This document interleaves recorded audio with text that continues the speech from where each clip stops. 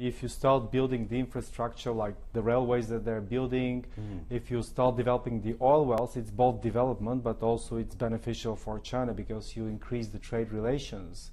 And I know that many people have accused China as being the new colonial power, colonizing Africa. So the governor of the Bank of Nigeria, the Central Bank of Nigeria, recently had an article in Financial Times saying that that's the new colonialism, Mr. Sanusi. Indeed, the new colonialism, because you have China investing billions of dollars in these key African states, but the people working on these projects are exported from the mainland and not the local labor force. And actually, the argument also goes even further. They say, when you think about the colonial relationships, the colonized countries will be exporting raw materials, and then the European countries or the Americans, they'll be exporting manufacturing goods back to Africa.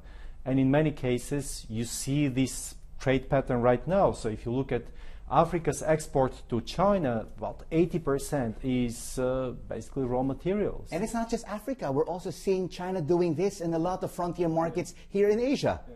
But then when you step back and you ask yourself the question, why is this? Why is China getting so many materials out of Africa? Why don't the Africans export manufacturing goods? I think that actually part of the blame is going for Africa and not so much for China.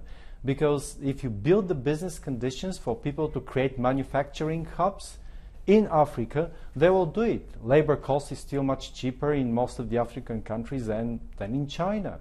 So they're allowing themselves to be exploited because they also don't have the know-how and the technology.